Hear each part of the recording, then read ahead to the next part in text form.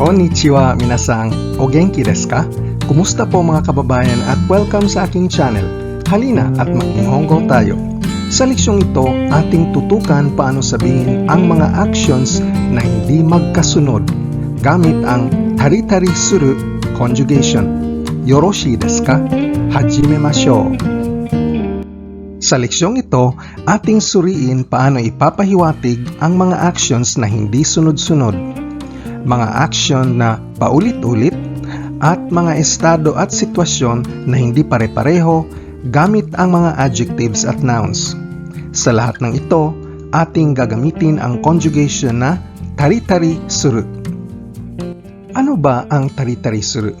Bale, gagawin ko ang action na ito, at iba pang mga actions. Ang tari-tari suru ay para sa mga verbs at adjectives.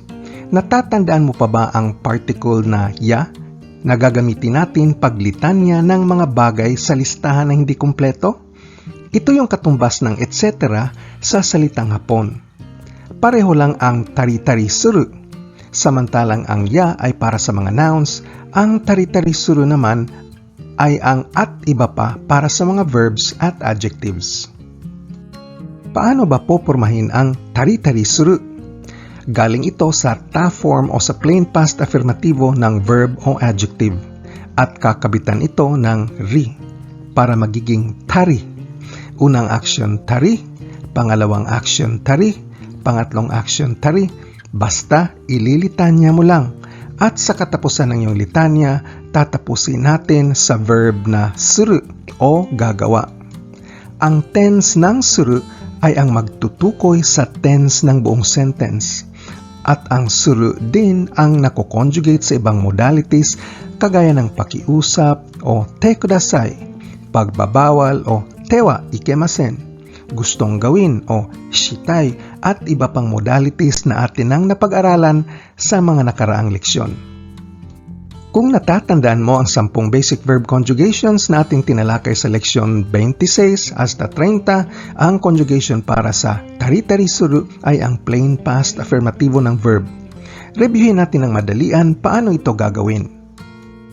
Pag ang verb ay isang category 1 o ru-dropping verb, halimbawa ang taberu o kakain, ilaglag ang katapusang ru ng dictionary form at palitan ito ng ta para sa plain past affirmativo. Tabeta, kumain. At sa tabeta, ikabit ang ri, tabetari. Pwede mong reviewin ang basic verb conjugation ng mga ru-dropping verbs sa leksyon 26. Pag ang verb ay category 2 o last hiragana changing verbs, ito yung siyam na klase ng mga verb endings. Kugusu, bumunu, rutsu, at u. Pag forma ng plain past affirmativo, ang ku ay magiging ita. Ang gu ay magiging ida, ang su, shita, ang bumu at nu ay magiging nda, ang ru, tsu at u ay magiging utta. At sa mga endings na ito, ikabit ang ri. Itari, idari, shitari, ndari at uttari. Pwede mong reviewin ang basic verb conjugation ng mga category 2 verbs sa leksyon 27 hanggang 29. Para sa mga 5 pinakakomon na category 3 o irregular verbs, suru, kuru, iku, aru, at da, ito yung kanilang mga plain past forms, shita, kita, itta, atta, at datta. Pag kabitan ng ri, ang mga ito ay nagiging shitari, kitari, ittari, attari, at dattari. Pwede mong reviewin ang basic verb conjugation ng mga irregular verbs sa leksyon 30. Ngayon, titingin na tayo ng mga ehemplo na sentences. Halimbawa, ako ay titingin ng TV, maglalaro sa aking aso at kakain ng hapunan. Pero ang mga actions na ito ay hindi magkakasunod. Di mo pa alam kung unahin mo ba ang paglalaro ng aso tapos kakain ka ng sushi at ang huling action pala ay manonood ng TV. At baka may mga ibang actions ka pang gagawin. Kaya sa pagninihongo nito, gagamitan natin ng tari-tari suru conjugation. Terebi wo mitari, inu to asondari, sushi o tabetari shimasu.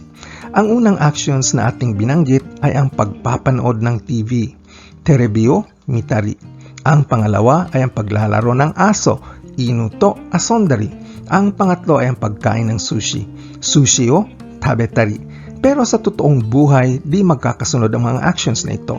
At baka may mga ibang actions pa akong gawin na di ko lang babanggitin. At tatapusin natin ang paglitanya ng mga actions sa verb na suru. Dito gumamit ako ng formal form, shimasu.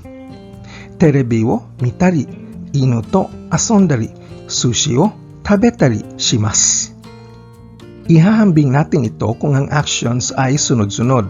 Pag sunod-sunod ang action, gagamit tayo ng te form na atin ang natutunan sa leksyon 32. Terebi o mite, inu to asonde, sushi o tabemasu.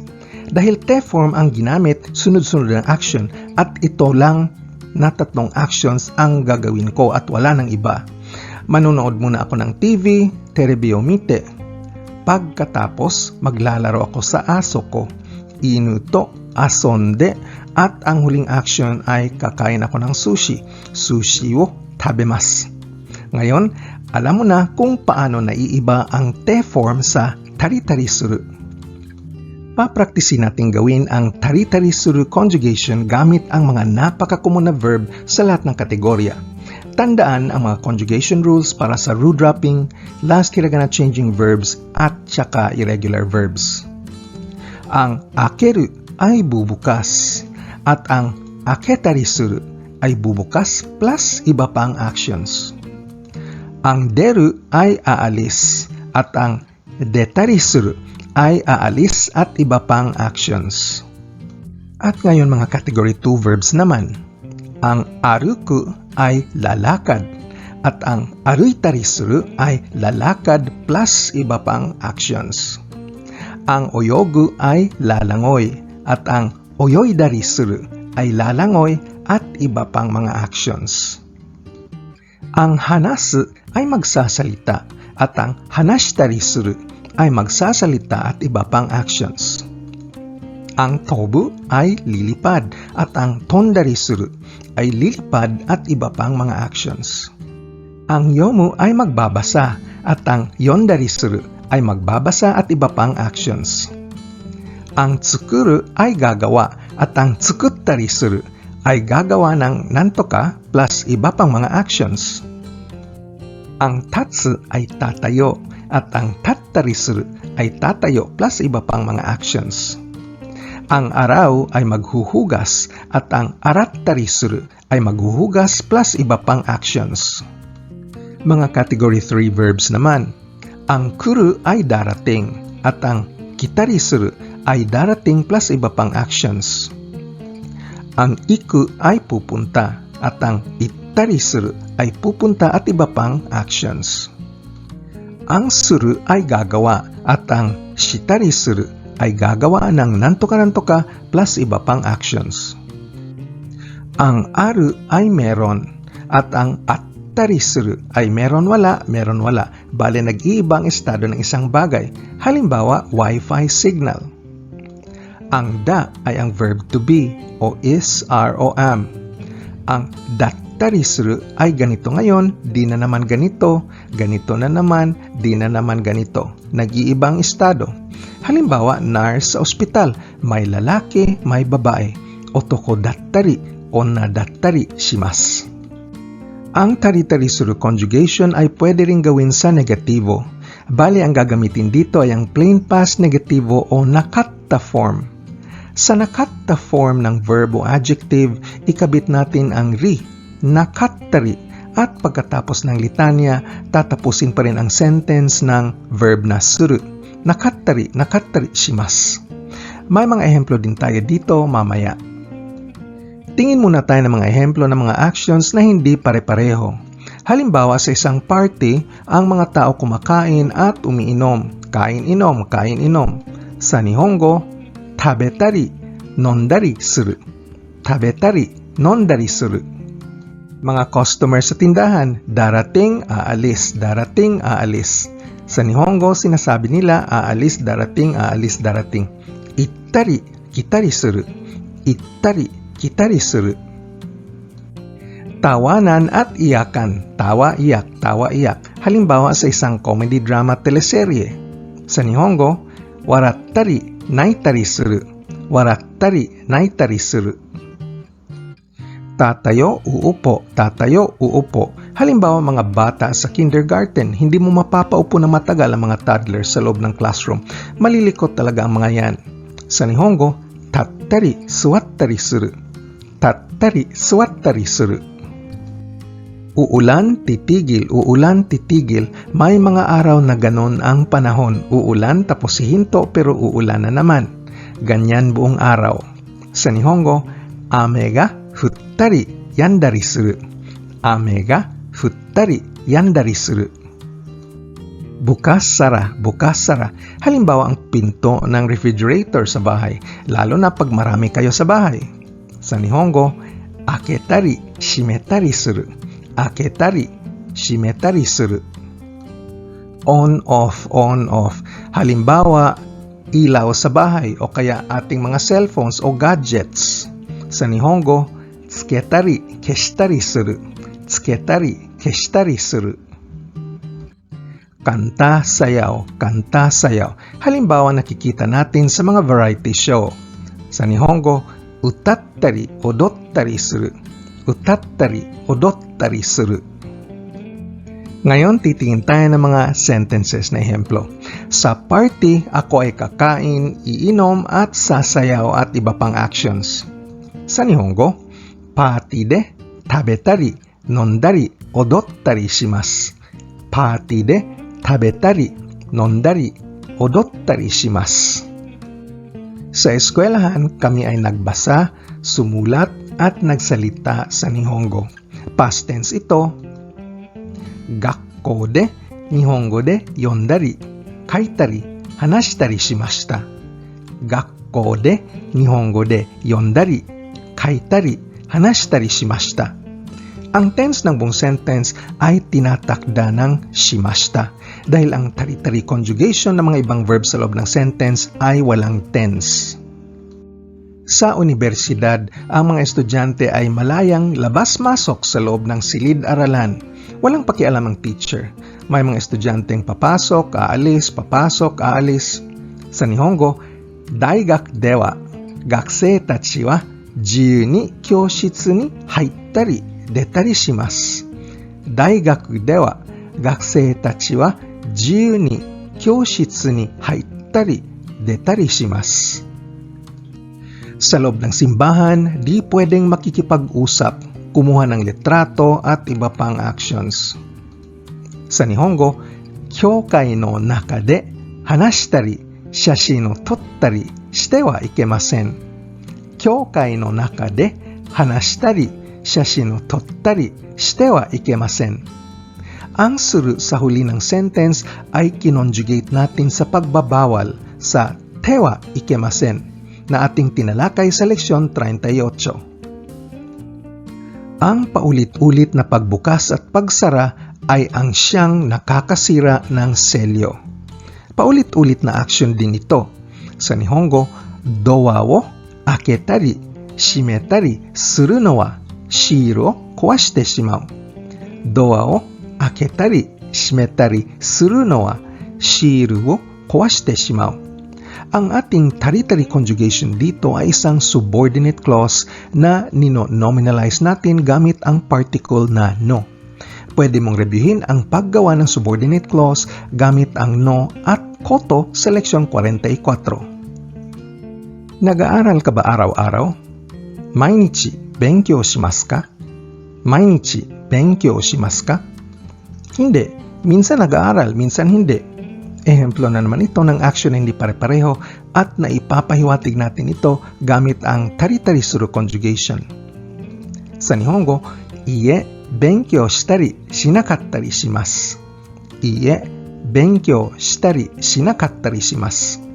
Di na kailangang i-translate pa ang salitang paminsan-minsan dahil pag ginagamit natin ang tari-tari suru conjugation na iintindihan na ang action na hindi pare-pareho. Minsan, nag-aaral, benkyou shitari. Minsan ay hindi, benkyou shinakattari. Ngayon, pag may pattern tayo na ganito kung saan ang unang verb ay affirmativo at ang pangalawang verb ay negatibo ng unang verb, ang shimas ay pwedeng palitan ng des. Iie, benkyou shitari, shinakattari desu. Pero may konting kaiba ng meaning sa shimasu. Ang benkyou shitari, shinakattari shimasu, ibig sabihin sa isang study period o upuan, aral tigil, aral tigil, aral tigil, aral na naman. Pero pag benkyou shitari, shinakattari desu, ibig sabihin kaugalian mo na may araw nag-aaral pero may araw din na hindi. Ngayon naman, tignan natin ang kaso ng mga e-adjectives. Para sa mga e-adjectives, gagamitin natin ang plain past form ng adjective, ang katta, at kabitan ito ng ri para pumorma ng kattari. At ang litanya natin ay magtatapos pa rin sa verb na suru. Kattari suru. Pwede mong reviewin ang basic e-adjective conjugation sa leksyon 15. Sa kaso naman ng mga na-adjectives at nouns, alam mo na by this time na ang mga na-adjectives ay grammatically mga nouns din. Kaya ang verb nila ay da, at past tense ng da ay datta, at kabitan ang datta ng ri, dattari, at ang sentence ay magtatapos pa rin sa suru, dattari suru.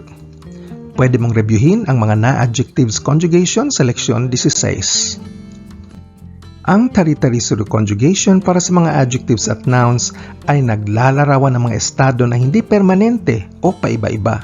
Halimbawa ating sentence, ang kwartong ito ay minsan mainit, minsan malamig, mainit-malamig, mainit-malamig. Sa Nihongo, kono heya wa atsukattari, samukattari shimasu. Kono heya wa atsukattari, samukattari shimasu.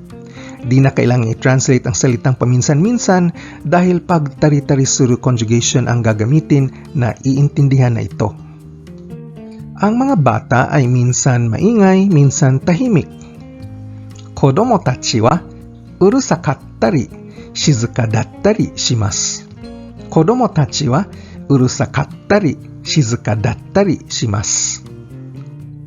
Sa ehemplong ito, gagamit tayo ng noun. Ang mga Chinese language teachers ay minsan in-check, minsan hindi. Dahil noun, ang verb natin ay ang da, kaya dattari, at ang negatibo nito ay janakattari. Sa Nihongo, Chugokugo no sensei wa Chugokujin dattari, so janakattari shimasu. Chugokugo no sensei wa Chugokujin dattari, so janakattari shimasu. Dinagdagan natin ang so bilang emphasis. At dahil isa lang ang verb natin dito na kinoconjugate sa affirmatibo at negatibo, ang shimasu ay pwedeng palitan ng des. Chugokugo no sensei wa Chugokujin dattari, so janakattari desu. Katapusang ehemplo, ang mga premyo ay minsan pera, minsan bagay. Shouhin wa okane dattari, mono dattari shimasu. Shouhin wa okane dattari, mono dattari shimasu. Susumahin natin ang leksyong ito. Natutunan mo paano gagamitin ang conjugation na tari-tari suru na gagamitin para ipapahiwatig ang mga action na hindi magkasunod na ginagawa. Mga action na paulit-ulit na ginagawa. At mga estado o sitwasyon na hindi permanente, na paiba-iba, na hindi pare-pareho. Napoporma ang tari-tari suru conjugation gamit ang plain past affirmativo o ta form ng verb o adjective o noun na kakabitan ng ri at tatapusin ang listahan ng verb na suru. Pangkaraniwan, dalawang action ang binabanggit sa tari-tari suru pero minsan isa lang, tari suru. Ang ending na suru ay pwedeng makonjugate sa negativo, past tense, at sa iba pang modalities na atin na napag-aralan, kagaya ng pakiusap, shite kudasai, permiso, shite mo ii desu ka, pagbabawal, shite wa ikemasen, at iba pa. At dito natatapos ang ating leksyon tungkol sa tari-tari suru. Sa susunod na leksyon, ating tatalakayin ang ta koto ga aru conjugation na nagpapahiwatig ng eksperyensya. Ganbatte kudasai. Kung seryoso kang maging fluent sa Nihongo, importante ang pagsasana at pagpapractice araw-araw. Pag-aralin mabuti ang grammar at ang pagpaparami ng iyong bokabularyo. Ang aking Nihongo course dito sa YouTube magbibigay sa inyo ng malakas na pundasyon upang ang Japanese language skills ninyo mapabuti at mapalakas. So pakiclick na lang ng like, share o subscribe at hihintayin ko kayo sa susunod na video. Nihongo no benkyo ni gambatte kudasai. Ja, mata ne!